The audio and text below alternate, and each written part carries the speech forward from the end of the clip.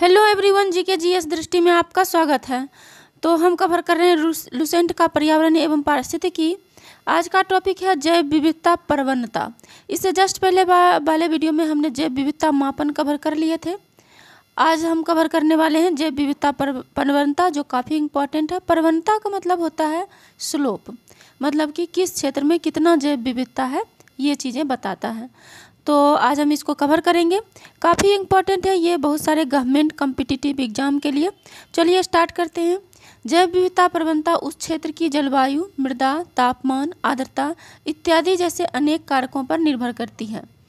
Next है सर्वाधिक जैव विविधता उष्णकटिबंधीय। सर्वाधिक जैव विविधता उष्णकटिबंधीय वर्षा वनों में पाई जाती है। इस क्षेत्र का विस्तार 10 डिग्री उत्तरी तथा 10 डिग्री दक्षिणी अक्षांशों के मध्य पाया जाता है।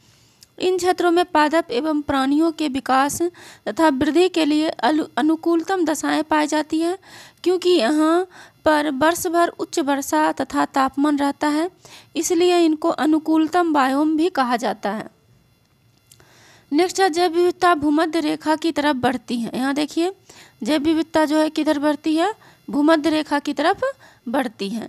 उच्चतर अक्षांशों की तुलना में निम्नतर अक्षांशों में जैव विविधता सामान्यतः अधिक होती है। जो उत्तर अक्षांश हैं उनके अपेक्षा निम्नतर अक्षांश में जैव विविधता क्या होती है, अधिक होती है।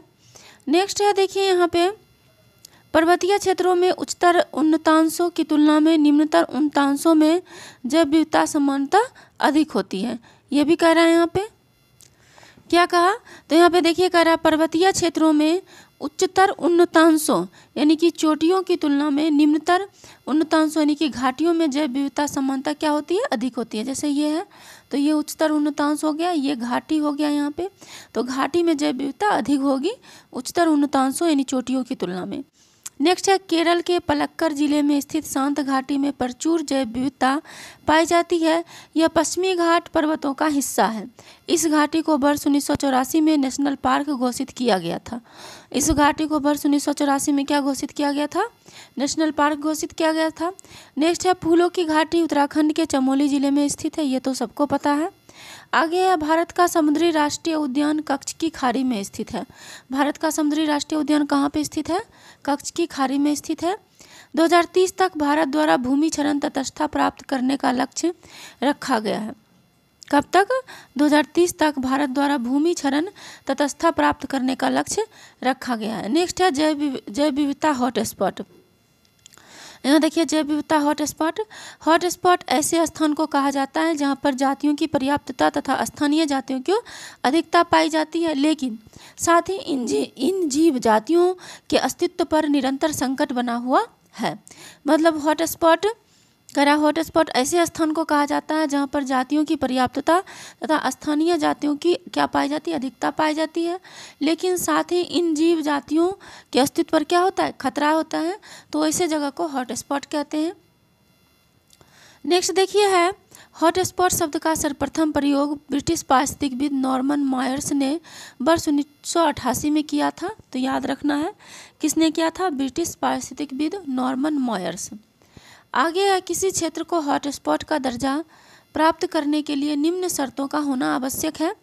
जातीय बहुतायत, वहाँ कम से कम 0.5% या 1500 स्थानीय संवहनी पौधे हों। 3.70% प्राथमिक वनस्पतियाँ नष्ट हो चुकी हों तथा जीव जातियों के बीच आशंका बोध हो। जीव जातियों के बीच क्या बोध हो, आशंका बोध हो। नेक्स्ट है विश्व में चिन्हित कुल 36 हॉटस्पॉट क्षेत्रों में 4 भारत में स्थित है। विश्व में जो कुल 36 हॉटस्पॉट क्षेत्रों में से कितना भारत में स्थित है, 4 भारत में स्थित है।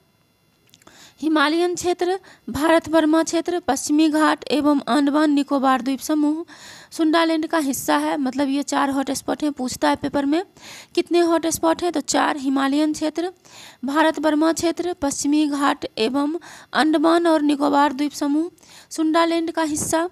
नेक्स्ट है विश्व के कुल 36 हॉटस्पॉट क्षेत्र का विस्तार विश्व के 2.3% क्षेत्रफल पर है। कितना, कुल 36 हॉटस्पॉट जो हैं उसका विस्तार जो है 2.3% क्षेत्रफल पर है। नेक्स्ट है जैव विविधता हॉटस्पॉट को जातीय बहुतायत, स्थानिकता और आशंका बोध के आधार पर मान्यता प्रदान की जाती है। क्या कहा, जैव विविधता के हॉटस्पॉट को जातीय बहुतायात, स्थानिकता और आशंका बोध के आधार पर क्या प्रदान की जाती है? मान्यता प्रदान की जाती है। नेक्स्ट है, भारत में सबसे अधिक जैव विविधता संपन्न क्षेत्र पश्चिमी घाट है, विश्व में 8वां स्थान है। भारत में सबसे अधिक जैव विविधता संपन्न क्षेत्र कौन है? पश्चिमी घाट, और इसका विश्व में कौन सा स्थान है? 8वां स्थान है। नेक्स्ट है, संसार में हॉटस्पॉट के अंतर्गत विद्यमान वैश्विक जैव विविधता का 16.86% जैव विविधता भारत धारण करता है। कितना? कह रहा संसार के हॉटस्पॉट के अंतर्गत विद्यमान वैश्विक जैव विविधता का 16.86% जैव विविधता भारत धारण करता है। इतना भारत है पूरे विश्व का, ये याद रखना है। नेक्स्ट है, भारत के विभिन्न जैव विविधता वाले क्षेत्र कौन कौन है? तो भारत के जैव विविधता क्षेत्र के आधार पर निम्न 3 वर्गों में बांटा या विभक्त किया गया है। कौन कौन क्षेत्र है? देखिए, पहला जो है हॉट स्पॉट क्षेत्र, जिसमें हिमालयन क्षेत्र, भारत वर्मा क्षेत्र, पश्चिमी घाट, सुंडालैंड, ये सब आते हैं। आगे है समुद्री जैव विविधता क्षेत्र। नेक्स्ट है जैव भौगोलिक क्षेत्र। जैव भौगोलिक क्षेत्र में इसके अंतर्गत 10 भौगोलिक क्षेत्र आते हैं। कौन कौन है देख लेते हैं। ट्रांस हिमालय, हिमालय, मरुस्थल, अर्धशुष्क क्षेत्र, पश्चिमी घाट, दक्कन प्रायद्वीपीय क्षेत्र, गंगा का मैदान, तटीय क्षेत्र, उत्तर पूर्वी क्षेत्र, और नेक्स्ट है 10वां है द्वीप समूह। ये 10 भौगोलिक क्षेत्र जो जैव विविधता क्षेत्र के अंतर्गत आते हैं। आगे देखिए, राष्ट्रीय जैव विविधता प्राधिकरण का मुख्यालय कहाँ है? चेन्नई में 2003 ईस्वी में बनाया गया था। याद रखना, कभी कभी पूछता है। नेक्स्ट देखिए, ट्रांस हिमालयन क्षेत्र में वनस्पतियों की केवल अल्पाइन प्रजाति पाई जाती है, जबकि जंतुओं में हिम लेपर्ड, आइबैक्स, संगमरमर रंग की बिल्ली एवं काली गर्दन वाला हंस आदि पाए जाते हैं। नेक्स्ट है, हिमालय क्षेत्र में पाए जाने वाला प्रमुख जंतु हिम लेपर्ड एवं भूरे भालू है। हिमालय क्षेत्र में पाए जाने वाले प्रमुख जंतु कौन है? हिम लेपर्ड एवं भूरे भालू है। नेक्स्ट है, हिमालय क्षेत्र के नामदफा राष्ट्रीय उद्यान अरुणाचल प्रदेश में पाए जाने वाली नामदफा उड़ने वाली गिलहरी अति संकटग्रस्त जीवों की सूची में शामिल एक स्थानिक जीव है। नेक्स्ट है, मरुस्थलीय जैव भौगोलिक क्षेत्र में पाए जाने वाला ब्लैक बक संकटग्रस्त प्रजाति, यानी कि मरुस्थल में जो ब्लैक बक पाया जाता है जैव भौगोलिक क्षेत्र में, ये ब्लैक बक क्या है? संकटग्रस्त है। नेक्स्ट है, आगे हम देखते हैं, पश्चिमी घाट भारत का शीर्ष जैव विविधता वाला क्षेत्र है। पश्चिमी घाट जो है वो भारत का शीर्ष जैव विविधता वाला क्षेत्र है। फ्लाइंग गिलहरी एवं लॉयन टेल्ड मकाक इस क्षेत्र की विशिष्ट स्थानिक प्रजाति हैं। कौन कौन? पश्चिमी घाट भारत का शीर्ष जैव विविधता वाला क्षेत्र है। फ्लाइंग गिलहरी एवं लॉयन टेल मकाक इस क्षेत्र की विशिष्ट स्थानिक प्रजातियां हैं।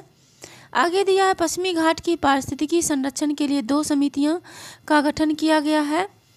2011 में माघव गाडगिल समिति एवं 2013 में के कस्तूरीरंगन कमेटी। ये क्वेश्चन यूपीएससी में भी पूछा था कि पारिस्थितिक संरक्षण के लिए 2 कौन सी कमेटी बनी थी?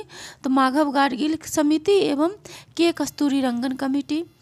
आगे उल्लेखनीय है कि जहां माघव गाडगिल समिति ने संपूर्ण पश्चिमी घाट क्षेत्र की पारिस्थितिकी दृष्टि से संवेदनशील मानने की सिफारिश की थी, वहीं कस्तूरीरंगन कार्य समूह ने पश्चिमी घाट के प्राकृतिक लैंडस्केप भाग के 90% को पारिस्थितिक रूप से संवेदनशील माना था। पश्चिमी घाट में सरकार द्वारा, यहाँ पे देखिए, पश्चिमी घाट में सरकार द्वारा घोषित कई संरक्षित क्षेत्र हैं, जिनमें 2 जैव संरक्षित क्षेत्र एवं 13 राष्ट्रीय उद्यान हैं। पश्चिमी घाट जैविक हॉटस्पॉट क्षेत्र भी है। इसे जाति बहुलता, स्थानिक एवं आशंका बोध के आधार पर हॉटस्पॉट घोषित किया गया है। क्या कहा? पश्चिमी घाट में सरकार द्वारा घोषित कई संरक्षित क्षेत्र हैं, जिनमें 2 जैव संरक्षित क्षेत्र एवं 13 राष्ट्रीय उद्यान हैं। पश्चिमी घाट जैविक हॉटस्पॉट क्षेत्र भी है। इसे जातीय बहुलता, स्थानिकता एवं आशंका बोध के आधार पर हॉटस्पॉट घोषित किया गया है। नेक्स्ट देखिए है, पश्चिमी घाट भारत का सबसे बड़ा संरक्षित वन है। यहाँ देखिए, पश्चिमी घाट जो है वो भारत का सबसे बड़ा क्या है? संरक्षित वन है। जैव विविधता का महत्व। अब हम किसके बारे में देखेंगे? तो अब हम देखेंगे जैव विविधता के महत्व के बारे में। तो चलिए हम जैव विविधता महत्व को हम आज कवर कर लेते हैं। तो कह रहा है कि जैव विविधता महत्व, यहाँ पे देखिए कह रहा है जैव विविधता पर्यावरण तथा मानव दोनों के लिए महत्वपूर्ण है। यह हमारे लिए खाद्य पदार्थ, ड्रग्स और एवं दवाइयाँ सौंदर्यात्मक एवं सांस्कृतिक दृष्टि से महत्वपूर्ण होने के साथ साथ पारिस्थितिकीय दृष्टि से भी लाभदायक है। आगे जैव विविधता मृदा निर्माण, मृदा अपरदन की रोकथाम, अपशिष्ट का पुनः चक्रण और शस्य परागण द्वारा मानव अस्तित्व का आधार बनी हुई है। नेक्स्ट है मृदा निर्माण, अपशिष्ट निस्तारण,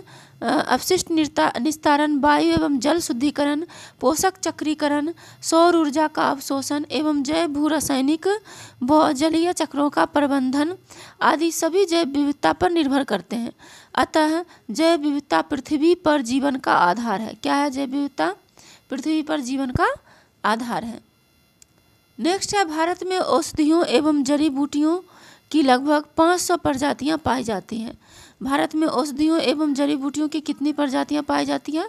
लगभग 500 प्रजातियां पाई जाती है। आगे है दर्द निवारक दवा मॉर्फिन एवं कैंसर उपचार की दवा टैक्सोल का निर्माण पादपों में किया जाता है। दर्द निवारक दवा जो है मॉर्फिन और कैंसर उपचार की दवा जो है टैक्सोल, इसका निर्माण जो है किसमें किया जाता है? पादपों में किया जाता है। कई एंटीबायोटिक दवाओं का निर्माण सूक्ष्म जीवों में किया जाता है और बहुत सारे एंटीबायोटिक दवाओं का निर्माण किससे किया जाता है?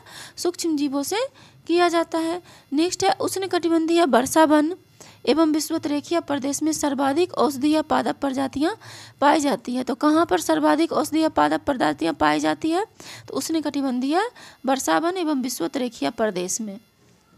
नेक्स्ट देखिए है यहाँ पे जैव विविधता का उपयोग के बारे में दिया हुआ है। तो ये देखिए यहाँ पे जैव विविधता का उपयोग क्या है? तो सबसे पहला जो उपयोग इसका दिया है प्राकृतिक संतुलन को बनाए रखने में और सौंदर्यपरक लाभ भी इसका है। और जैव विविधता से जो होता है पारितंत्र सेवाएं भी प्राप्त होती है और इससे सांस्कृतिक लाभ भी होता है जैव विविधता से। और पारितंत्र सेवाएं के अंतर्गत क्या क्या आ जाता है? अपशिष्ट का पुनः चक्रण हो जाता है, जैव विविधता ना हो तो पुनः चक्रण संभव नहीं होगा। जल का संरक्षण होता है, मृदा का निर्माण होता है, उसके बाद मृदा की रोकथाम जैव विविधता की वजह से होता है। पेड़ पौधे ना हो तो मृदा की रोकथाम होना मुश्किल है। पोषण चक्रण जैव विविधता की वजह से होता है। शस्य परागण ये भी जैव विविधता की वजह से होता है। और जलवायु नियंत्रण वनों एवं सागरों द्वारा, ये भी जलवायु नियंत्रण भी जैव विविधता की वजह से ही होता है। नेक्स्ट देखिए जैव विविधता,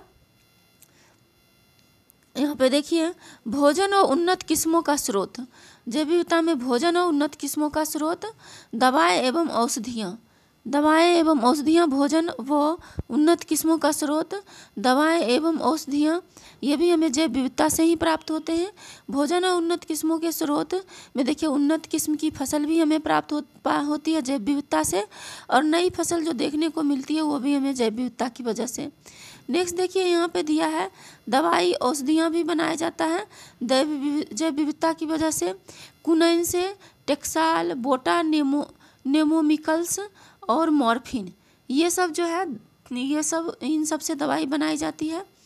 आगे देखिए जैव विविधता से और क्या लाभ होता है? तो धार्मिक विश्वास ये भी है, जैव विविधता की वजह से बहुत लोग पेड़ पौधे को अपने धर्म से जोड़ते हैं, जैसे पीपल का पेड़ हुआ, बरगद का पेड़ हुआ। राष्ट्रीय गौरव, उसके बाद है पर्यटन लाभ होता है। पालतू जानवर जो होते हैं वो भी इनसे लाभान्वित होते हैं। उसके बाद साहित्य रचना भी इन पे होती है। तो इतने देख लिए हम, क्या देखें? जैव विविधता के उपयोग। अब नेक्स्ट देखिए है जैव विविधता संरक्षण।